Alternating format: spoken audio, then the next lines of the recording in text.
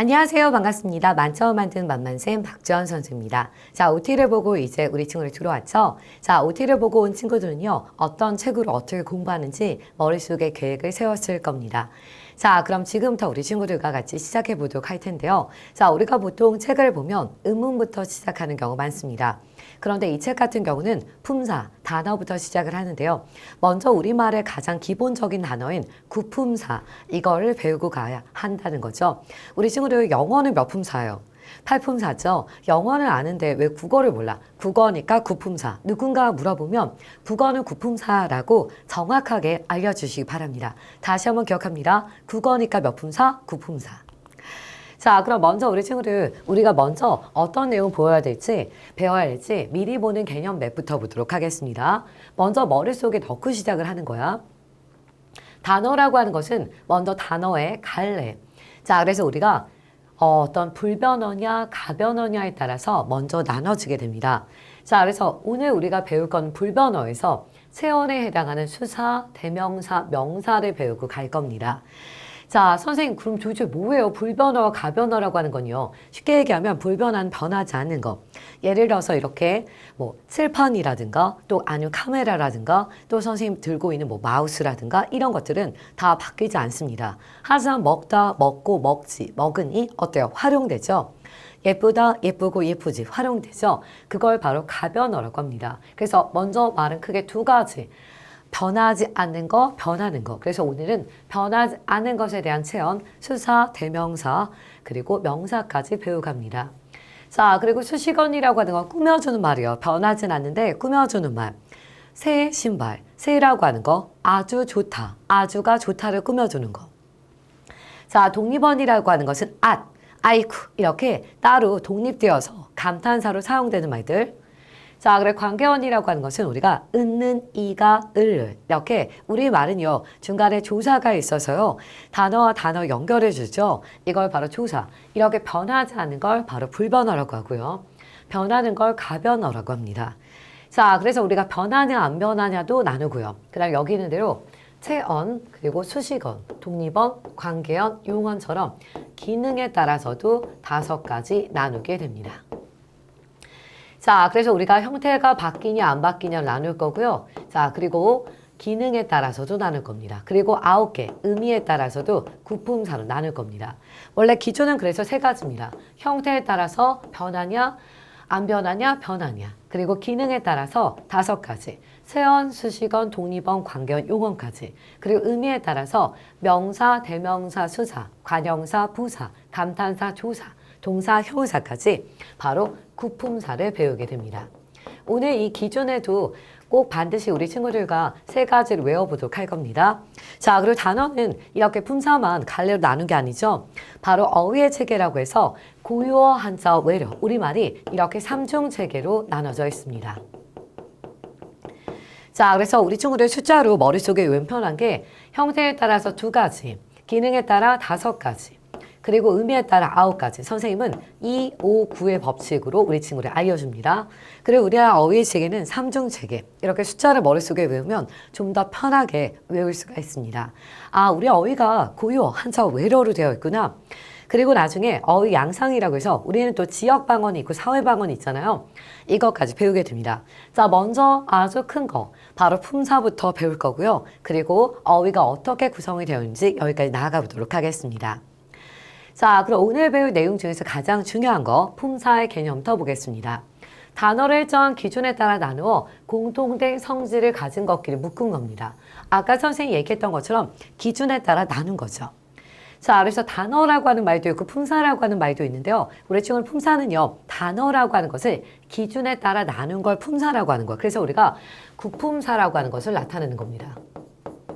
아, 원래 단어가 있었는데 이 단어를 어떤 기준에 따라서, 기준에 의해서 나눈 거구나. 이 나눈 것을 우리가 무엇이라고 하는 거야? 품사라고 얘기할 수가 있습니다. 그럼 단어는 무엇일까? 홀로 쓸 수 있는 말 또는 홀로 쓸 수 있는 말에부터 쉽게 떨어지는 말을 나타냅니다. 선생님, 그럼 이게 무슨 말이에요? 자, 여기 표현되어 있는 대로요. 자, 예를 들어서 나 아니면 신발, 그리고 샀어, 신발. 이런 말도 어때요? 홀로 쓰일 수 있는 말이죠. 자, 그런데 중간에 뭐가 있으니까 우리가 보는 것처럼 자, 는이나 그 다음에 르르 이런 것들이 있죠. 이런 말들 을르이라고 하죠. 이런 말들은 홀로 쓰일 수 없지만 홀로 쓰일 수 있는 말 붙어서 쉽게 떨어지므로 단어로 인정합니다. 단어라고 하는 것은 두 가지를 갖고 있어요. 우리가 이렇게 따로따로 홀로 쓰일 수 있느냐 이렇게 돼서요. 자, 그렇기 때문에 우리가 단어라고 하는 것은 좀 약간 어려운 말일 수도 있지만 단어 항상 두 가지 성격을 기억하고 있으셔야 됩니다. 그 두 가지의 성격은 바로 뭐냐면요. 단어는요. 우리가 얘기하는 것처럼 자립적으로 수 있어 자립성을 갖고 있느냐. 따로 분리될 수 있느냐. 이 두 가지가 바로 단어의 성격이라고 얘기할 수가 있습니다. 선생님 그러면 아까 있는 는이라던가 을이라고 하는 건 자립성은 없어 보이는데요. 맞습니다. 는과 을 같은 경우는 자립은 못하지만 따로 분리해서 조사라고 해서 떨어져 쓰기 때문에 단어로 인정되는 겁니다. 자, 그럼 단어는 두 가지.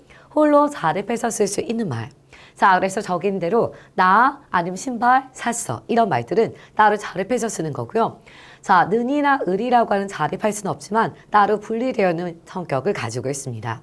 자, 그럼 단어라고 하는 건 뭐다? 이렇게 홀로 쓰일 수 있기도 하고요. 그리고 또 홀로 쓰일 수 말에 붙어서 쉽게 떨어지는 말이라고 해서 뭘 갖고 있다? 분리성을 갖고 있다. 단어의 두 가지 성격에 대해 봤고요. 이 단어를 바로 뭐다? 기준에 따라서 나눠 놓은 것이다. 나눈 것. 이걸 뭐라고 한다? 결국 품사라고 나타낼 수가 있습니다. 자, 그럼 우리 친구들 단어와 품사의 개념 머릿속에 넣으셨나요? 자, 이 단어라고 하는 거 품사라는 개념 꼭 알고 시작하도록 하겠습니다. 자, 단어의 두 가지 성격 뭐라고요? 자립성과 분리성. 자, 그래서 은이나 을 같은 경우는 자립할 수는 없지만 다른 말 옆에 붙어 쉽게 떨어질 수 있는 분리성을 갖는다. 자, 그리고 품사라고 하는 것은 무엇이다? 단어를 기준에 따라 나눈 것이다. 그래서 국어는요, 9개의 품사로 나눠져 있습니다. 자, 그럼 이제 분류 기준 세 가지를 볼게요. 선생님이 항상 숫자를 머릿속에 기억하면 훨씬 더 편하다고 했습니다. 자, 2, 5, 9의 법칙입니다. 자, 두 가지, 다섯 가지, 아홉 가지. 단어 문장에서 쓸 때 형태가 변하는지에 따라 불변어. 자, 그리고 변하지 않으면 불변어고요. 변하면 가변어. 자, 우리가 한자어로 되어 있어서 약간 어렵게 생각할 수 있겠지만 불자는요, 변하지 않는다. 자, 그다음 가변어. 형태가 변할 수 있다. 자, 여기 보면 나는 그가 좋다. 그가 좋은 나인데요. 여러분 보면 나나 그 같은 경우는 어떻습니까? 형태가 바뀌지 않죠. 자, 그런데 여기 좋다라고 하는 말은 어떻습니까? 선생님 여기다 써볼게요. 좋다. 좋고 좋지, 좋으니 어때요? 활용이 되죠? 이렇게 활용되는 말을 뭐라고 한다? 가변어라고 합니다. 자, 그럼 형태에 따라 변하냐 안 변하냐에 따라서 두 가지 나눴습니다. 자, 방금 본 것처럼 이 나라고 하는 말은 어때요? 선생님 그럼 이 나라는 말은요 변하지 않네요. 그렇죠. 어디에 쓰여도 동일하게 사용됩니다. 하지만 여기서 이 좋다라고 하는 말은 어때요? 활용이 되면서 달라지죠. 여기서 좋다, 좋고, 좋지, 좋으니. 자, 그래서 가변어, 불변어 꼭 기억하시기 바랍니다. 자, 이번은 기능이에요. 단어는 문장에 쓸 때 어떤 기능을 하는지에 따라서 다섯 가지. 우리가 얘기하는 것처럼 세언, 수식언, 독립언, 관계언, 용언으로 나누게 됩니다. 자, 그래서 우리가 이 분류 기준 따라 굉장히 중요하니까요. 다섯 가지로 나누는 거 꼭 기억하시기 바랍니다. 자, 예를 들어서 새는 자전거를 꾸며줘요. 이렇게 꾸미는 말을 하는 걸 수식언이라고 하고요. 자, 그런데 이 자전거 같은 경우는 어떻게 돼요? 우리가 어떤 명사라고 해서 어떤 그 꾸미를 받는 말. 그런데 얘는 이 단어는 주체, 어떤 몸의 역할을 하는 핵심이야. 왜? 새라고 하는 말이 없어도 자전거라고 하는 말은 이 안에서 몸의 역할을 하는 필수적인 말이죠. 이렇게 몸의 역할을 한다고 해서 체언이에요. 자, 그 다음에 용언의 역할을 해서 뒤에서 뭐합니까? 활용하는 역할을 합니다. 이런 걸 바로 용언이라고 합니다. 아, 꾸며주는 말, 몸의 역할을 하는 거, 그 다음 스스로로서 상태가 어떤지 나타내는 거. 이거에 따라서 기능이 달라지는 거구나. 그래서 기능은 다섯 가지입니다. 지금 이걸 다 외울 수는 없어요. 그렇기 때문에 기능은요, 뒤에서 다섯 가지를 아주 자세히 볼 거기 때문에 여러분 머릿속에는 우선은 기능은 어떻게 사용되느냐에 따라서 어떤 역할을 하느냐에 따라서 다섯 가지 나뉜다. 그렇게만 알아두시면 되겠습니다. 자, 이제 의미예요. 단어는 문장에 쓸 때 어떤 의미에 따라서 명사, 대명사, 그리고 수사까지. 자, 그 다음에 관형사, 부사는 뭐야? 꾸며주는 말이죠. 자, 그리고 감탄사라고 하는 것은 독립적으로 사용되고 있어요. 자, 그리고 조사라고 하는 친구도 어때요? 은는, 이가, 을르처럼 단어와 단어 사이를 연결하고 있는 거죠. 자, 그리고 동사, 형사 같은 경우는 뒤에서 서술의 역할을 합니다. 선생님이 일부러 색깔을 지금 구분해서 썼는데 마지막에 색깔이 똑같은 게 겹쳤다. 다른 걸로 표시해야겠다. 그치? 자, 이렇게 할게요. 그러면 5가지로 구분되어 있죠. 이 5가지가 바로 앞에서 얘기한 기능이라고 나타낼 수가 있습니다. 그럼 9개의 품사기란데 이렇게 5가지로 나누는 건 기능, 9가지로 나누는 건 의미에 따라서 나눠집니다. 아, 선생님, 그럼 아까 우리가 앞에서 의미, 구품사라고 배운 게 바로 이건가요? 맞습니다. 자, 이때 의미는 개별적인 단어의 의미가 아니라 같은 갈래에 속하는 단어 전체가 공통을 지니는 의미를 가리킨다. 자, 그러면 개별 단어, 하나하나의 단어가 갖고 있는 게 아니라는 거. 이게 무슨 말이야? 예를 들어 하늘이라고 하는 말이 있어. 그럼 이 하늘이란 말이 갖고 있는 어떤 의미가 아니라 하늘, 땅 이런 말들이 하나로 뭐로 묶이는 거야? 명사로 묶인다는 걸 나타내는 거고요. 나, 너, 우리 이런 말들은 바로 뭐가 되는 거야? 대명사로 묶인다는 것을 나타낼 수가 있습니다. 아, 이렇게 서로 묶이는 관계를 나타내는 거구나. 각각의 단어가 갖고 있는 개별적인 뜻이 아니라 이걸 묶어서 9개의 품사로 나타낸 겁니다. 자, 그러면 다시 한번 기억하겠습니다. 형태는 변화냐 안 변화에 따라 불변어, 가변어. 기능은 어떤 역할 하냐? 5가지. 그래서 몸의 역할하는 건 체험. 그리고 꾸며준 역할 수식어. 그리고 그 중간에 조사로서 단어와 단어 연결하는 건 관계어. 그리고 따로 쓰는 건 독립어. 그리고 마지막에 서술의 역할하는 건 용어. 그리고 이걸 다시 9개의 품사로 나누는 걸 바로 의미에 따라서 구품사라고 나눌 수가 있습니다. 자, 그래서 여기서도 보는 것처럼 뭐가 될 수 있어요? 정오라고 하는 건 어때요? 이름 나타내죠. 자, 수의로 이름 나타내죠. 자, 그런데 뛰고 걷는다라고 하는 것은 바로 움직임을 나타내죠. 자, 이렇게 이름 나타내는 건 명사고요. 움직임을 나타내는 건 동사로 나타낼 수가 있습니다. 자, 그럼 이런 것들을 바로 우리가 구품사로 나누고 있습니다. 자, 그럼 우리 친구들 예시로 다시 한번 볼게요. 뱀이 기어간다. 뱀이라고 하는 건 어때요? 변하지 않죠? 그래서 만약에 형태로 보면 불변화가 되고요. 자, 몸으로 가장 중요한 주체 역할이죠. 그래서 체언입니다. 그런데 이름이니까 명사가 되고요. 기어간다라고 하는 건 어때요? 우리가 불변어에서 가변어로 한번 생각해보자. 자, 기어가고, 기어가니, 기어가지 어때? 활용하죠. 자, 이렇게 활용하는 걸 뭐라고 한다? 우리가 가변어라고 합니다. 자, 움직임을 나타내요. 그럼 용언이에요. 그런데 움직임을 나타내는 것 중에서 우리가 상태를 나타내는 거, 그런 건 형용사고요. 움직임을 드러내는 거, 이건 동사입니다. 자, 그렇기 때문에 용언이라 할지라도요, 동사, 형용사를 나누기 때문에 우리가 뒤에서 동사는 움직임, 형용사는 상태이기 때문에 이걸 또 구분하고 가야 됩니다. 아, 선생님, 그럼 위에서 배운 형태, 기능, 의미, 이거 3가지를 외우면 되겠죠? 맞습니다. 자, 그럼 우리 친구들 머릿속에서 이 내용을 제대로 외웠는지 확인해 보도록 하겠습니다. 단어를 공통된 성질이 가진 것끼리 묶은 갈래 품사라고 한다. 선생님이 꼭 알아두라고 했습니다. 맞죠? 단어가 형태가 변하는지에 따라서 9개의 품사로 나눌 수 있다. 이 9개의 품사로 나눈 건 의미상 구분이었습니다. 단어가 형태가 변하는 건 몇 가지? 2가지. X. 자, 단어는 기능에 따라서 5가지. 그래서 체언, 수식언, 독립언, 관계언, 용언 5가지 기억하시기 바랍니다. 자, 그럼 259, 2가지, 5가지, 9가지. 선생님 259의 법칙을 외우면 된다라고 했습니다. 선생님한테 배운 친구들은요. 2가지, 5가지, 9가지 259의 법칙인데 누군가 알려달라고 하면 강남인 강의는 만만쌤이 배웠다고 꼭 알려주면서 다른 친구들에게도요. 문법의 달인, 문달이 되기 위해서 전파하셔야 됩니다. 알겠죠? 자, 2, 5, 9. 자, 그래서 선생님 양소를 이용해서 했습니다. 자, 그래서 259의 법칙을 기억하시기 바랍니다. 자, 2. 자, 불변어, 가변어. 뭐다? 형태 변한다, 안 변한다. 자, 5. 자, 그래서 기능에 따라서 5가지. 체언, 그리고 수식언, 관계언, 그리고 독립언, 그 다음 용언까지. 그리고 9개 구품사 기억하시기 바랍니다. 자, 이번엔요. 형태가 변하는 단어, 그리고 다른 말을 꾸며준 역할, 사람이나 사물의 이름을 나타내는 단어까지 살펴보도록 하겠습니다. 형태가 바뀌는 걸 뭐라고 해서 우리가 가변어라고 했습니다. 자, 가변어라고 하는 건 주로 어디 위치해요? 이렇게 끝에 위치하는 경우가 있죠.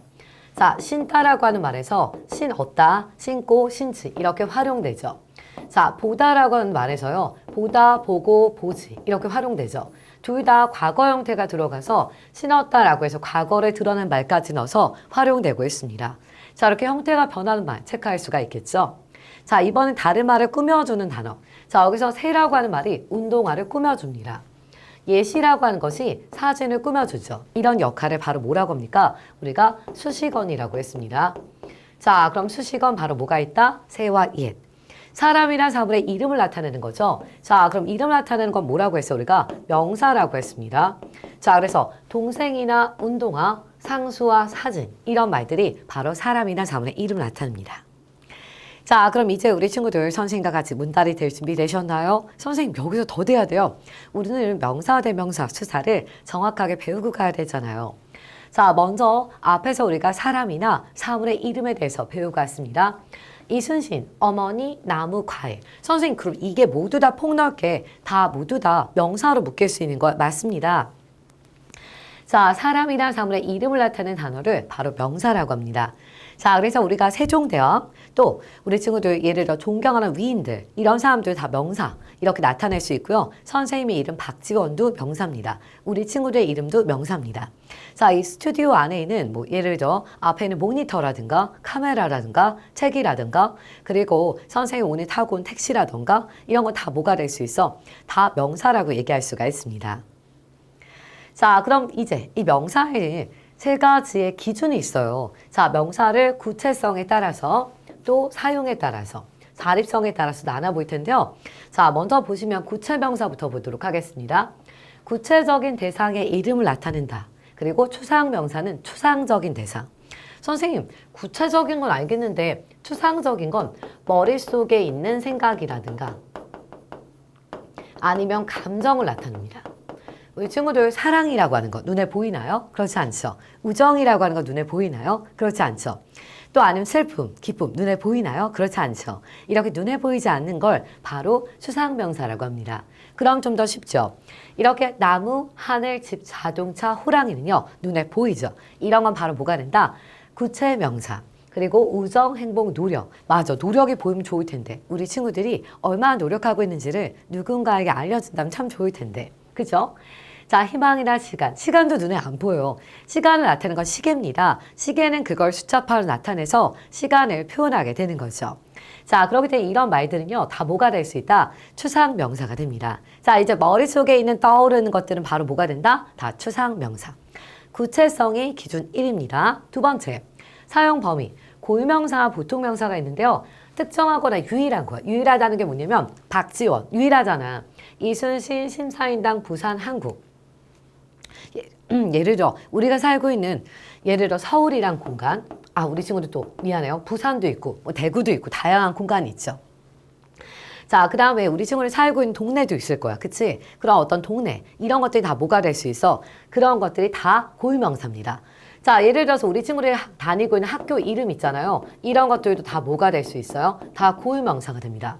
선생님, 그러면 선생님 이름이 박지원인데 연암 박지원 선생님도 있잖아요. 맞아. 하지만 선생님 박지원이라고 하는 강남인간 강사로서의 박지원이 또 고유성을 갖고 있는 거죠. 그렇기 때문에 똑같은 동일 이름을 갖고 있지만 동명이인이라고 하죠. 그런 또 각각의 고유성을 가지고 있습니다. 자, 그럼 선생님 보통명사는요. 같은 특성을 지니고 있어 두루 사용하는데요. 과일, 사람, 동물, 꽃, 학교. 뭐 예를 들어 백화점이라던가 뭐 아니면 칠판이라든가 이렇게 고루고루 누구나 쓸 수 있는 거.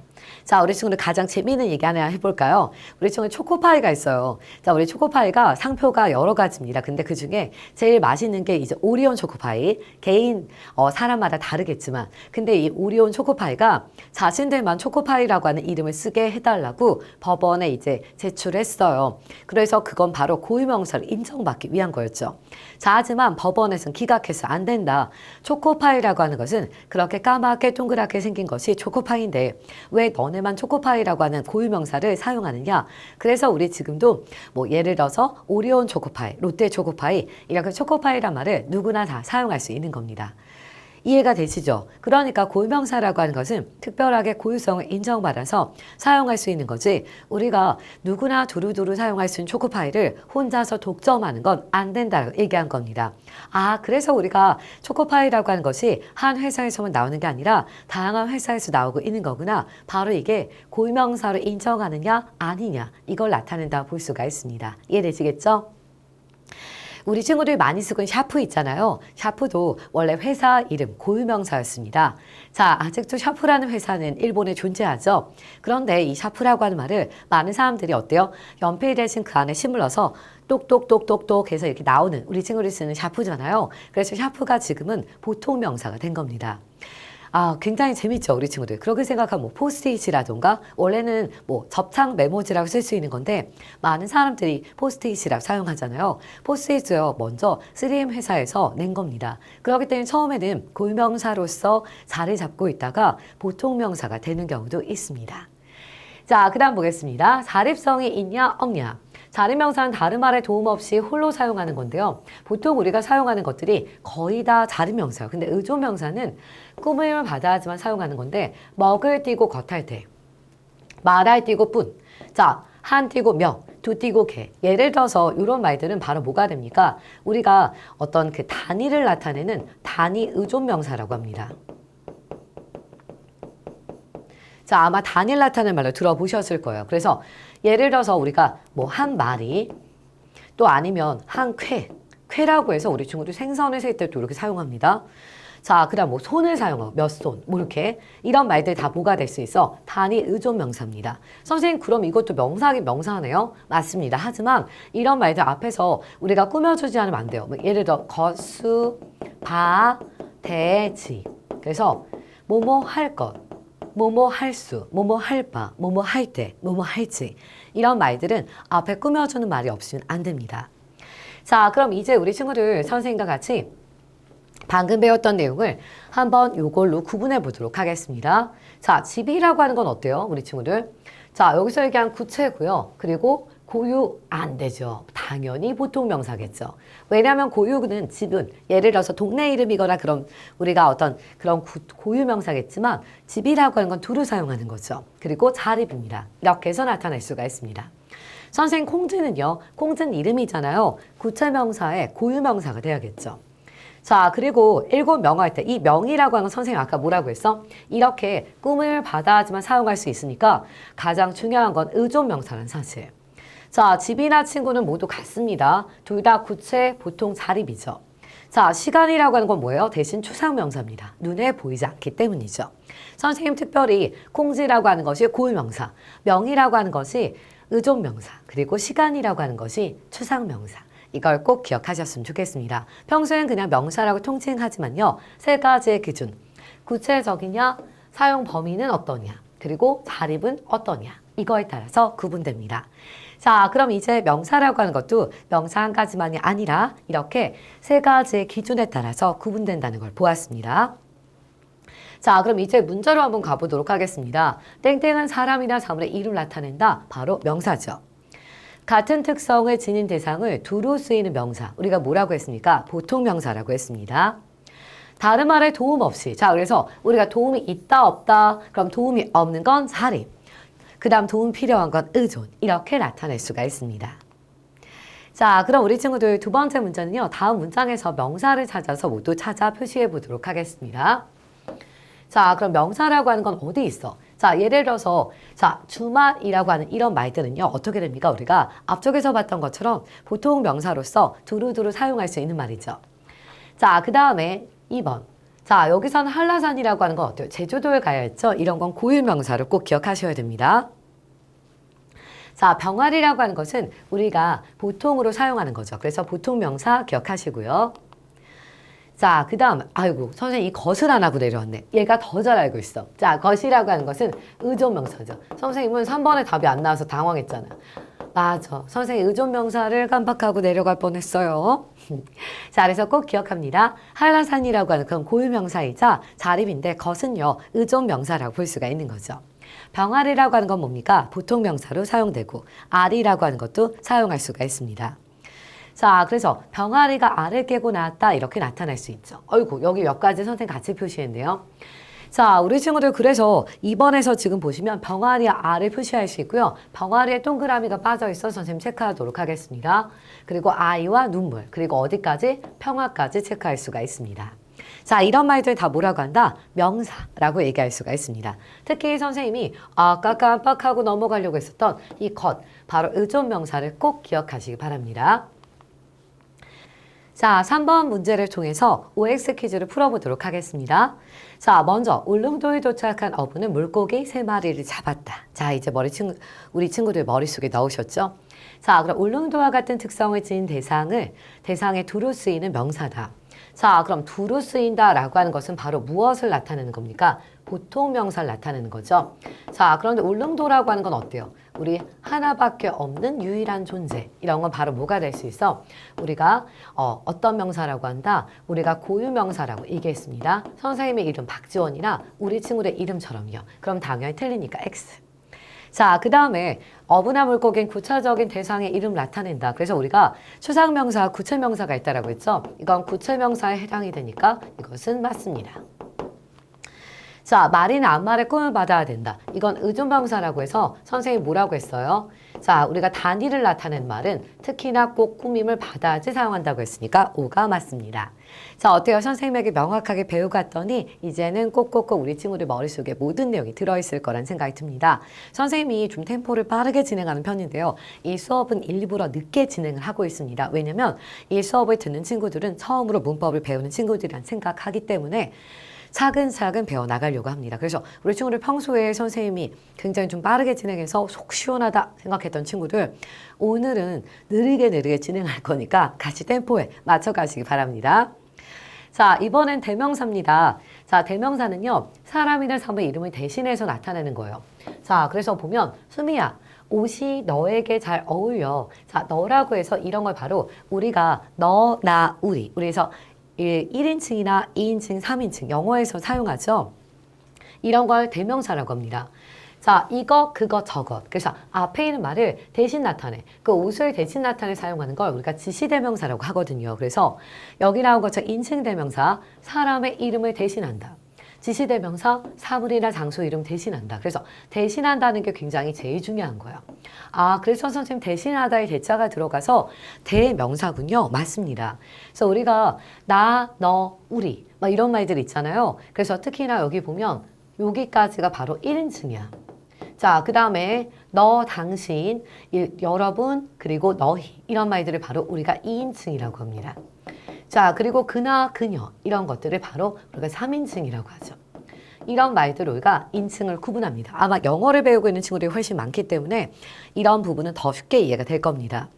자, 지시대명사는 이거, 그거, 저거, 여기, 거기, 저기 이렇게 앞에 있는 말을 대신 나타내서 장소라던가 물건에 지칭하는 거죠. 자, 그럼 보시면 현수는 어제 꽃집에 갔다. 그가 현수죠. 현수를 대신 나타내서 대명사.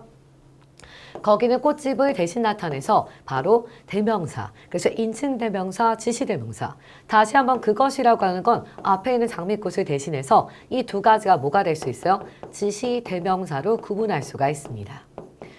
자, 그럼 우리 친구들 이제는요. 인칭 대명사, 지시 대명사 구분하실 수가 있으시겠죠? 자, 그럼 우리 문제를 통해서 다음 괄호 안에 알맞은 말을 골라보도록 하겠습니다. 자, 여기 봐. 대신이란 말. 요거. 완전 두드러지게 보이지? 자, 그러니까 뭐가 되겠어? 대명사. 사람의 이름을 대신해서 나타내는 대명사를 바로 뭐라고 한다? 그럼 선생님, 사람의 이름과 사물의 이름이 이렇게 구분돼서 나왔네요. 맞습니다. 그러니까 먼저 두 번째 뭐가 돼야 돼? 인칭. 그리고 여긴 지시. 이렇게 구분할 수 있습니다. 대명사는 아마 우리 친구들이 훨씬 더 편하게 영어를 배울 때 뭐 he나 she 그렇게 해서 그나 그녀에서 우리가 인칭 대명사 할 때 배우셨을 겁니다. 자, 그리고 앞에서 나오는 말을 대신 가리키는 지시 대명사까지요. 자, 그럼 밑줄 친 대명사가 대신 나타나는 대상을 찾는 것도 중요한데요. 자, 바로가 여보세요 유리야 우리 떡볶이 먹으러 갈래? 이겁니다. 그럼 여기서 우리는 뭐야? 이 친구랑 이 친구를 같이 합쳐서 얘기하는 거죠. 아, 우리는 바로가 자신과 유리까지 얘기하는 거구나 이겁니다. 자, 그랬더니 자, 너 지금 집이야? 너는 누굴 가리키는 거야? 바로 자기랑 대화를 하고 있는 바로입니다. 자, 그 다음에 나 공원에 있는데 이건 유리를 나타내는 거죠. 그럼 여기로 올래? 여기가 어디야? 바로 자기가 있는 공원. 이렇게 나타낼 수 있습니다. 이렇게 대명사는요. 달달 외우는 것도 있지만 이렇게 무엇을 가리키는지 필요합니다. 자, 그럼 대명사를 모두 찾아 종류에 따라 나눠보도록 하겠습니다. 먼저 저희라고 하는 건 인칭이죠. 그이라고 하는 것도 인칭이겠죠? 그이. 자, 그래서 우리가 보는 것처럼 저희, 그이를 나타낼 수 있고요. 자, 그래서 여기는 특히나 어디라던가 장소까지도 나타낼 수 있기 때문에 주의하셔야 됩니다. 자, 그러면 먼저 두 개 동그라미 했어. 자, 그런데 교실이라고 하는 거 우리 뭐라고 했어? 명사라고 해서 배웠잖아. 그치? 자, 그다음 어디라고 하는 것은 뭐가 될 수 있어? 우리가 장소를 나타내는 거죠. 자, 선생님 그럼 앞에서 이건 안 배운 것 같은데요. 자, 우리가 어디에 갔니? 이런 것들도 바로 마찬가지 장소를 나타내서 뭐가 될 수 있어? 지시대명사에 해당이 됩니다. 자, 먹다라는 건 나중에 배울 동사입니다. 자, 그러면 선생님 무엇이라고 하는 것도 마찬가지 지시대명사가 될 수 있나요? 맞습니다. 자, 강릉도 명사고요. 자, 그렇기 때문에 우리 친구들 꼭 주의하셔야 됩니다. 자, 그럼 선생님 여러분은요? 여러분도 마찬가지 우리가 인칭대명사를 나타내는 거죠. 선생님 그러면 어디 무엇 예를 들어 우리가 언제 어디서 무엇을 왜 어떻게 이런 말들이 있죠. 이런 말들이 바로 우리 대명사에 속하는 거고요. 그래서 바로 인칭대명사에 해당이 된다고 볼 수가 있습니다. 자, 이런 말들을 주의하는 거 꼭 기억하시기 바랍니다. 아, 선생님 그러니까 우리가 육하원 측이라 배웠던 언제 어디서 무엇을 왜 어떻게 이런 말들도 우리가 어떤 지시대명사에서 무엇을 가리키고 앞에 있는 말을 대신 가리킬 때 사용한다면 이런 것도 인칭대명사가 될 수 있는 거네요. 맞습니다. 자, 그렇기 때문에 이런 말들 인칭대명사라고 하는 걸 꼭 알아두시기 바랍니다. 자, 이번엔요, 세 번째로 수사를 배우게 됩니다.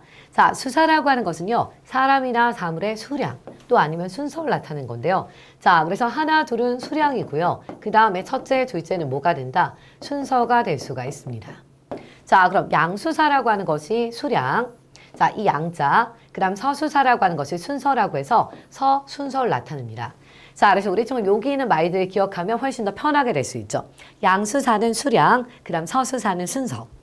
자, 그럼 하나, 둘, 셋, 1, 2, 3. 첫째, 둘째, 아니면 제1, 제2, 제3. 이렇게 순서를 나타내죠. 자, 하나만 알고 둘은 모르는군요. 자, 그럼 이런 건 뭐가 될 수 있어? 양수사. 자, 그 다음에 첫째, 둘째. 이런 건 바로 뭐가 될 수 있다? 서수사. 이렇게 얘기할 수가 있습니다. 자, 그럼 우리 친구들 수사라고 하는 것은 순서를 나타내거나 수량을 나타내는 거. 근데 이게 나중에 수관형사랑 좀 헷갈리거든요. 그때 선생님 뒤에서 다시 한번 수업을 할 겁니다. 자, 우린 명사, 대명사, 수사. 수사는 수량과 그리고 순서를 나타낸다. 자, 그럼 이제 첫째, 둘째, 셋째란 단어가 모두 수사인가요? 여기에 대해 질문을 우리 친구를 할 수가 있는데요. 첫째, 둘째, 셋째가 순서를 나타낸 첫 번째, 두 번째, 세 번째 수사입니다. 하지만 첫째, 둘째, 셋째가 예를 형제, 자매일 경우 차례를 나타내 첫째 자식, 둘째 자식, 셋째 자식으로 바꿔 쓸 수 있는 명사입니다. 아, 선생님 왜 이래요? 왜냐하면 이건 수량을 세기 위해서가 아니라 첫째, 둘째, 셋째라고 해서 그 자식에서 자식의 어떤 그걸 구분하기 위한 거죠. 그렇기 때문에 이거는 명사입니다. 그러니까 첫째 자식이다, 둘째 자식, 셋째 자식이다 이름을 나타내기 위한 거죠. 나의 부탁은 첫째, 행복하고 둘째, 공부를 열심히 해라 해서 첫째, 둘째는 순서를 나타내니까 수사가 되는 거고요. 우리 첫째는 이라고 해서 맞이를 나타내는 거죠. 그리고 둘째는 두 번째, 그래서 이런 것들은 뭐가 된다? 명사입니다. 이런 말들을 주의하시기 바랍니다. 선생님 첫째거든요. 그러니까 선생님 같은 경우 첫째, 맞이고요. 선생님 동생이 있어요. 선생님 이름 박지원인데 선생님 동생 박지예요. 너무 TMI인가요? 자, 그래서 내 동생은 뭐가 되는 거예요? 둘째가 된다고 볼 수가 있는 거겠지. 자, 그 다음 보겠습니다. 다음 빈칸에 들어가 알맞은 말이요. 자, 사람이나 사물 등 수량이나 순서를 나타내는 단어를 우리가 뭐라고 한다? 자, 이런 것들을 수량이나 순서, 바로 수사라고 했던 거 기억나시죠? 사람이나 사물에 땡땡을 나타내면 양수사. 자, 그럼 이거는 사람이나 사물에 무엇에 대해서 나타낸 거야? 양자가 수량을 나타낸다라고 했었던 거 기억나시죠? 자, 그 다음 사람에는 순서. 자, 그럼 서를 기억하라고 했어. 서수사라고 했던 거. 그래서 우리가 순서에서 서, 그 다음에 수량에서 양, 이 두 가지를 기억하시면 되겠습니다. 자, 이번엔요, 수사를 찾아 모두 표시를 할 건데요. 자, 여기 보면 셋 나온다. 그치? 둘이 나온다. 자, 그럼 이렇게 수사를 찾아 표시해 보도록 하겠습니다. 자, 앞에서부터 표시했어야 되는데 앞에 셋을 표시 안 했어. 자, 요거 셋을 표시하고요. 선생님 표시했는데 이게 안 나왔어. 당황했잖아. 자, 그럼 셋째하는 왜 안 되는 거야? 셋째하는 것은 우리가 아까 얘기한 대로 이건 명사입니다. 자, 이건 순서를 나타내는 게 아닌 거죠. 3 더하기 4니까 4도 뭐가 된다? 수사가 될 수가 있습니다. 자, 그 다음 여러분 중에서 제2, 제3의 세종대왕이 나오시길 바랍니다. 제2, 제3이라고 하는 게 뭐야? 순서를 나타내겠죠. 자, 그렇기 때문에 이것도 바로 뭐가 될 수 있어? 수사가 될 수 있습니다. 그럼 여기서 수사가 안 되는 건 바로 뭐가 된다? 우리가 보는 것처럼 셋째, 이건 명사라고 하는 것을 꼭 기억해 두시기 바랍니다.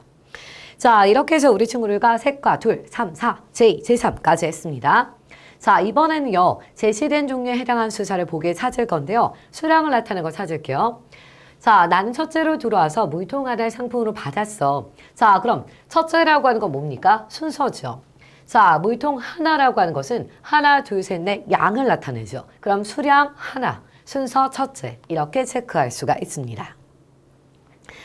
자, 그렇게 해서 우리 친구들과 세 가지를 배웠습니다. 이 세 가지를 이제 체원으로 정리해 보도록 하겠습니다. 선생님 259의 법칙에서 5개로 구분될 때 체언, 몸의 역할을 하는 거라고 했습니다. 자, 체언은요, 몸체자. 선생님 요것만큼 꼭 기억을 해야겠어. 그래서 몸체자를 통해서 우리가 기본의 역할을 하는 건데요. 문장에서 주로 움직임 상태, 즉 주체, 누가 무엇이가 되거나 움직임의 대상, 이렇게 항상 핵심이 되는 말. 그래서 몸의 역할을 한다라고 해서 이걸 바로 뭐라고 한다? 체언이라고 합니다. 그럼 여기서도 누가 하는지, 뭐에 대해 하는지, 그래서 고양이와 물 이런 것들을 바로 체언이라고 합니다. 이 세 가지를 합쳐서 체언에 해당이 되죠. 문장에서 쓰일 때 형태가 변하지 않는다. 선생님 그래서 이런 걸 뭐라고 했습니까? 바로 우리가 얘기하는 것처럼 불변어라고 했습니다. 자, 그래서 이걸 불변어로 나타낼 수 있고요. 다른 말에 꾸밈을 받을 수 있다. 그래서 예를 들어서 우리가 명사는요. 항상 수사나 그리고 부사가 수사래 관형사나 부사가 꾸며줍니다. 그래서 이렇게 꽃인데 어떤 꽃이다? 온갖 꽃. 그 무엇이 이렇게 꾸밈을 받을 수가 있습니다. 그리고 조사가 쓰여져서 단어와 단어 사이에 써서 문장을 완성하게 됩니다.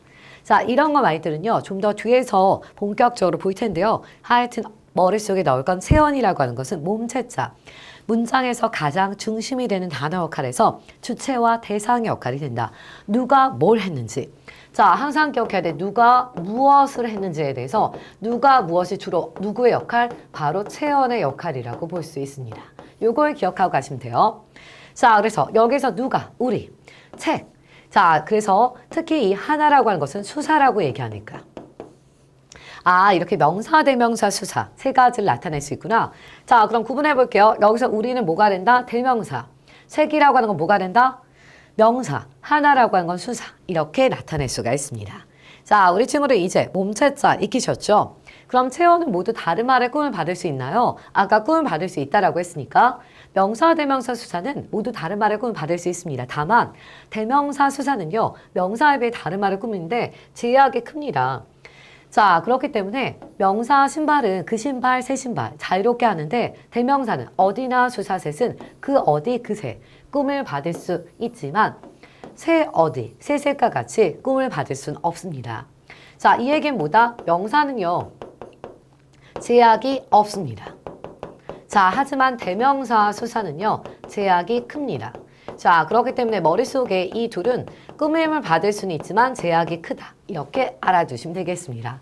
이거는요, 그냥 제약이 있다 없다. 왜냐면 뒤에서 수식어나 할 때 또 배우게 되니까 여기까지만 기억하고 가시면 되겠습니다. 자, 그럼 체언에 대해서 OX를 풀어볼게요.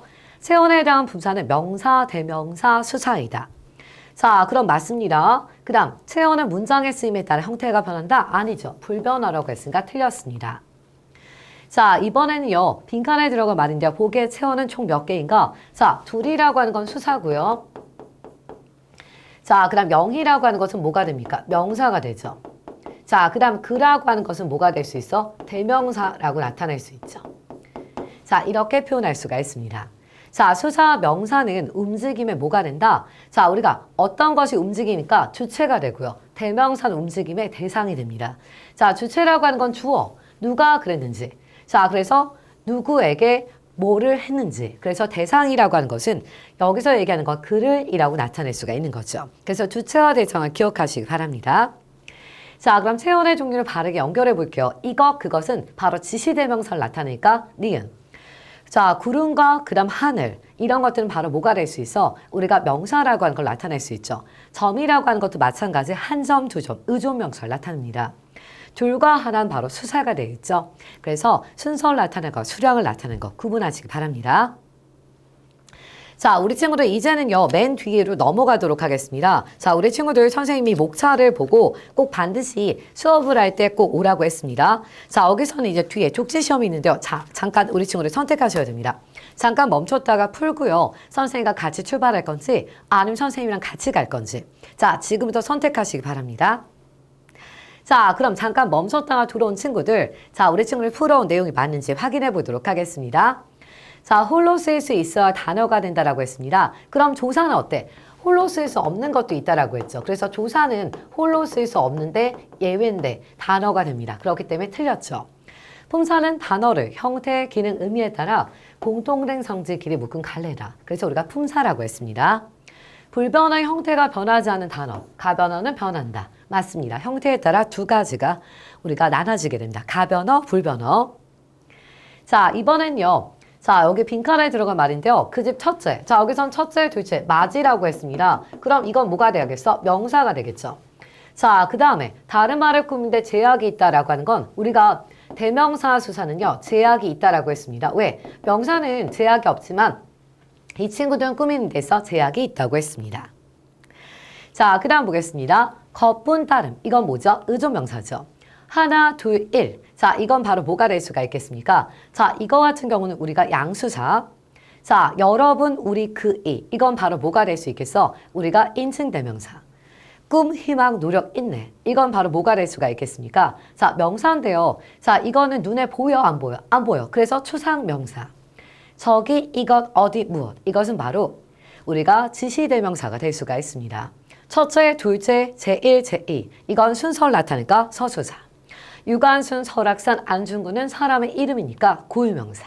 이렇게 표현할 수가 있습니다. 어때요? 우리 친구들 이렇게 선생님이랑 정리해보고요. 문제까지 풀어보니까 실력이 쑥쑥 늘어나죠? 자, 이것만은 꼭 알고 가자를 통해 마무리로 정리해보도록 하겠습니다. 먼저 오늘 배운 것 중에 제일 중요한 거. 품사의 개념. 단어라고 하는 것이 있는데 이걸 기준에 따라 나눈 걸 뭐라고 한다? 품사라고 한다. 그래서 선생님이 2, 5, 9 법칙 꼭 기억하라고 했습니다. 자, 그것을 세 가지의 기준에 따라서 나눴죠. 형태, 기능, 의미. 그리고 체어는 명사, 대명사, 수사로 나눠진다는 걸 꼭 기억해 주시기 바랍니다.